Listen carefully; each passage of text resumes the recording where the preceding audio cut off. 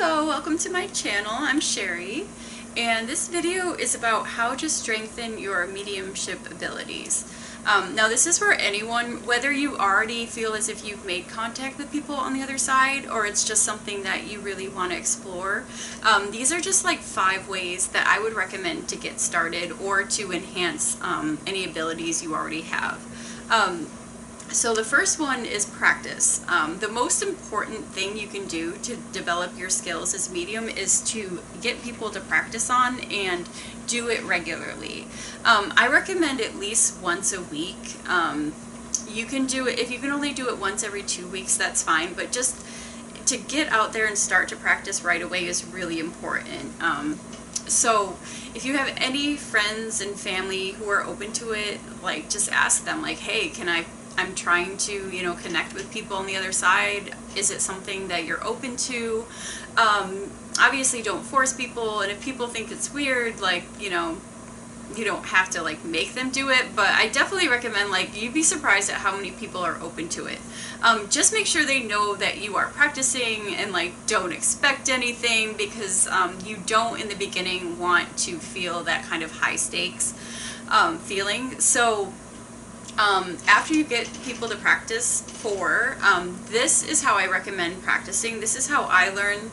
There's other ways, but the way I learned is to, first of all, get a notebook, just call it like your mediumship journal, whatever you want to call it, and then bring a notebook with you.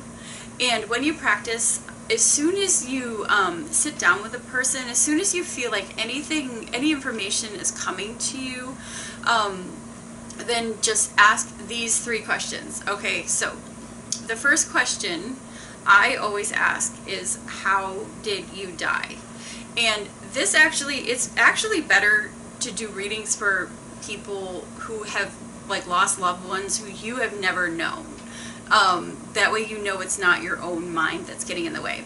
Okay, so first ask, how did you die?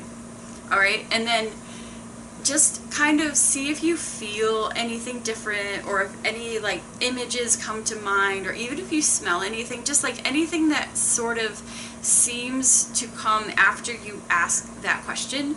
And then tell the person who you're reading for like what you're receiving. Like, I feel like a pain in my heart, like that could mean a heart attack, or like I hear a word, like I hear run, whatever it is that you are experiencing, just tell that person. And then just ask them, like, does any of this resonate with you? And another thing, it's really important, it's called feeding the medium. Do not ask a billion questions. In fact, don't ask any questions for people you are trying to read, because that will just get in the way. That way you know that this is actually coming from like another place, if that makes sense. So even if it doesn't resonate, that's okay. Write it down in your journal, and then sometimes things later might make sense, but the whole purpose of this is not necessarily to connect. I mean, eventually it is, but it's more just getting in the habit of just like setting the intention to connect in the beginning. So don't worry if nothing resonates at all. You're opening up that channel, and eventually you will be able to receive something. So that's the first question I ask when I'm practicing. The second is, what is your relationship to the person? And just like with the first question, like any feelings or impressions, just share them with the person you're practicing with, okay? And then just like the first time, just write it down.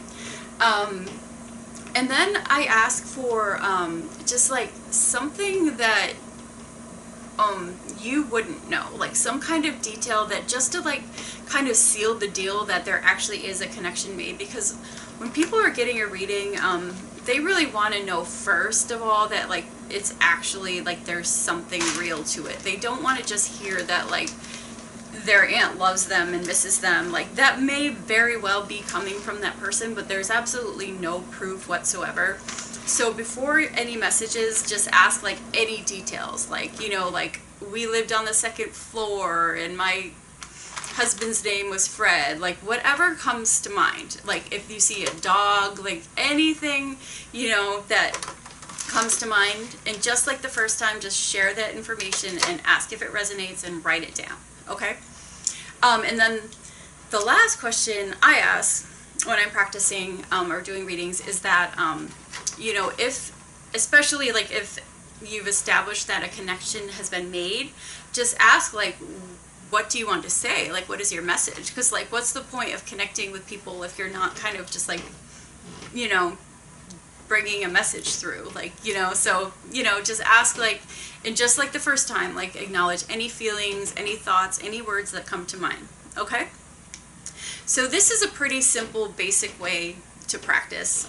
This is a method I learned from when I studied under Laura Emerald in Boston. She's a medium out there, but she taught me this message, so I'll just throw it out there. But so it really works for me. So that's number one, practice. That is the best way to develop your skills.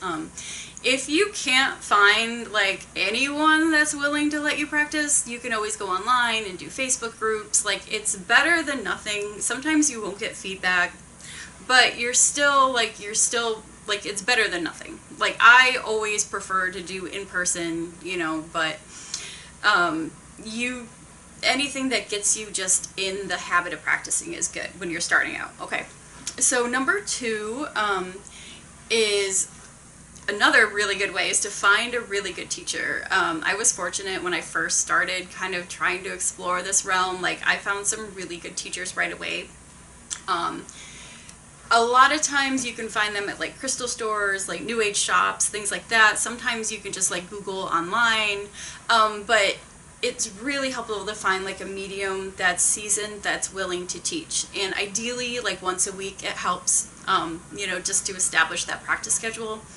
And this is also a way to like meet other people that are into mediumship. So eventually, you know, you could just practice on each other as well. And it kind of establishes a community and keeps you like motivated, where if you're just on your own, like in your house trying to talk to dead people, like then you can get really burnt out on that and just feel like a total weirdo. So it definitely helps to find other people that are also into it, I have found. So number three, after you've practiced a while, try to acknowledge like how the information's coming through. So clairvoyance means like you're seeing, like you're a seer, you see information. There's also clairaudient, like you hear information, and then clairsentient.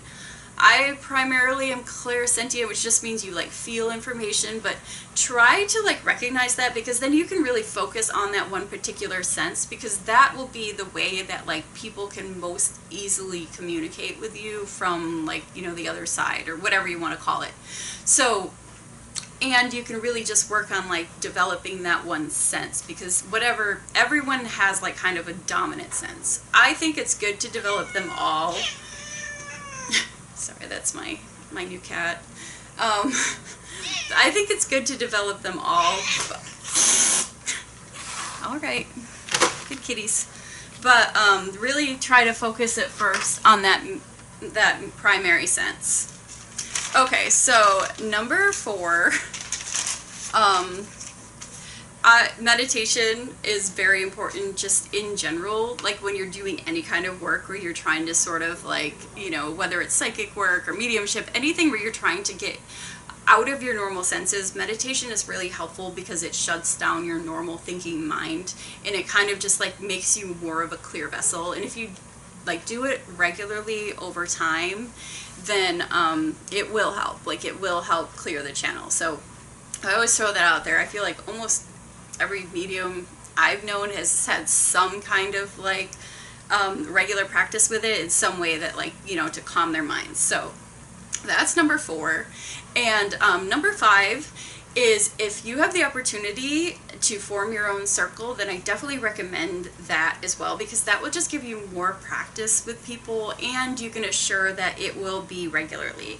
And this especially if you can't find like a seasoned medium, you know, in your area, then I definitely recommend, like, you know, when you find like-minded people, to try to just like get together and practice like at least once a week or once every other week, just to have some kind of like more established practice schedule. So that is my 5 tips for enhancing your mediumship abilities. especially if you're first getting started and you just don't know where to start. I definitely recommend it. Just do those 5 simple steps, and eventually, like, it might not happen right away, and that's okay. But like, if you do it regularly, like, you will start to develop that sense, and you will be able to start to connect. So I hope this was helpful. Let me know in the comments if you have any questions. All right.